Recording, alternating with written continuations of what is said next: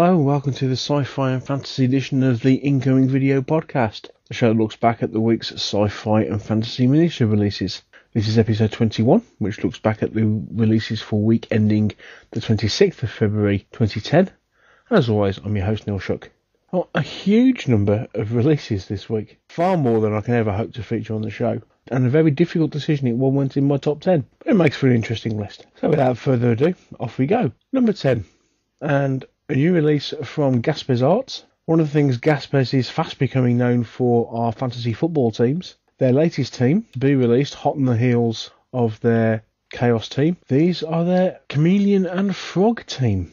I'm not sure exactly where they fit in with some of the published rules, but as with all Gaspes Arts football teams, beautiful figures, full of detail, sharp dynamic poses, and as somebody who's all of a sudden getting back into Blood Bowl, it's dangerous times at the moment. So many teams kind of going, oh, buy me. This is another one. Number 9 this week, and a new release from Trollforge Miniatures.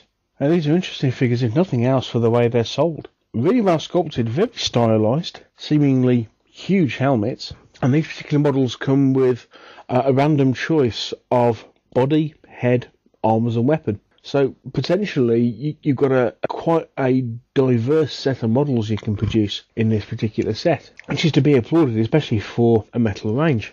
These kind of remind you, look like, there's the sort of troops that you might end up seeing on the same planet as some of the Pig Iron Colony range, for example, on opposite sides fighting each other. So it'll be interesting to see what Trollforge come out with next when it comes down to infantry support weapons, etc.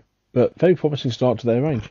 Number 8, a new release from Malifaux. This came out right at the end of last week, and I was struggling to find a picture until this week.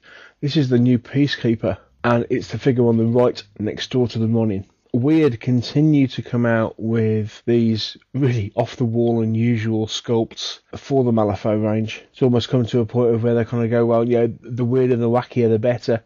And then we'll see if we can fit it in with the genre. I'm not exactly sure how a steampunk robot fits in with the rest of the Malifaux range, but as far as the miniatures are concerned, it's pretty nice, isn't it? Number 7, and the latest release from Tabor Miniatures for their Eden range. And here we see the first of a series of limited edition figures. This is a Rogue Paladin. I'm not too sure how it fits in with any of the gangs, whether it's like an independent, like a mercenary or something.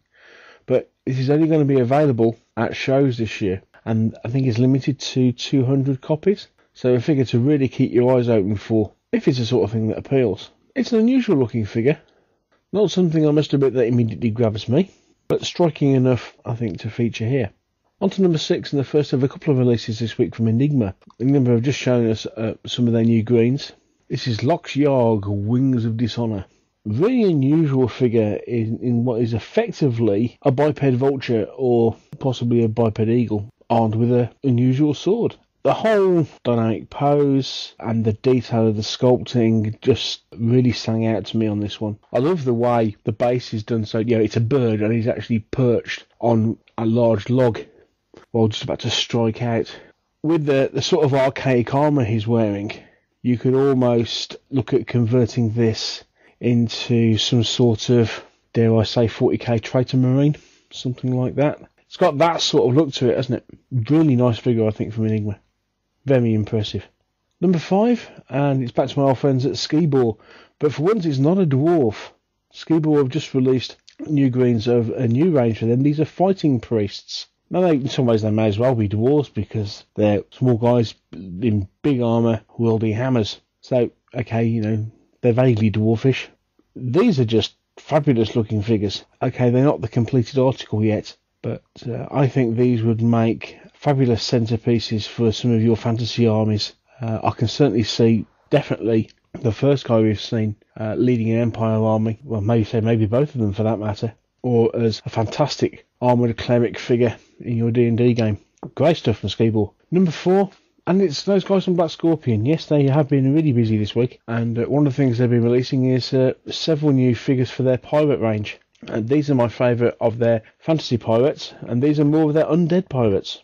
Their first release really blew my socks off for their undead pirates. Got some fabulous figures in here. These, possibly with the exception of the 4th figure, not quite up to scratch. Not quite as good. Having said that, I think they're beautiful. Nicely evoke not only the fact that they're pirates, but the fact that they're undead. So nice tattered trench coats. As I say, this guy with the cross cutlasses almost seems a companion to the guy we've seen previously with two swords, and that is a fantastic figure. Really like that. So another good release from Black Scorpion. Certainly enough to keep all you undead pirate lovers out there happy. Number 3, and a new release from Studio McVeigh. The latest release from this studio. This time around we have another sci-fi fighter type figure. Really big tooled up lass, probably used as a bounty hunter, I think. Interesting sculpt. A little bit of an awkward pose, I think, but even so, a beautiful figure. This is sculpted by a guy called Thomas David, and according to what they've said, this is actually slightly smaller than their usual sculpts. It's only 32mm as opposed to their usual 35. So if you're collecting their range, this is probably slightly a little bit more diminutive, but great figure all the same. Number 2, and a preview of a new figure from Raging Heroes. This is their Vampire Lord in bat form. Whoa! Stunning this, isn't it? Not much more to be said, really. Just stupendous figure. In some ways looks more like a Chaos Lord or a Chaos Demon. I suppose you could potentially use it as such. Awesome looking fantasy figure from Raging Heroes. I don't know what else to say about it. Okay, it's a little bit OTT, I suppose, but you can just glory in its OTT-ness. For all its spiny bits and sharp spikes of armour and gothic appeal, it's a great miniature. But my number 1, I think, is even better. Back to Enigma, and here we see a sculpt of their new Minotaur Lord. Isn't this just great? It's interesting comparing these to the Avatars of War Minotaur Lords that we saw a few weeks ago. This is slightly cleaner, but for all that, fantastically detailed. Such a menacing figure. Beautifully sculpted. This guy's name is Asheroth. He's a Minotaur Lord, and although it's 28mm, this is a big figure.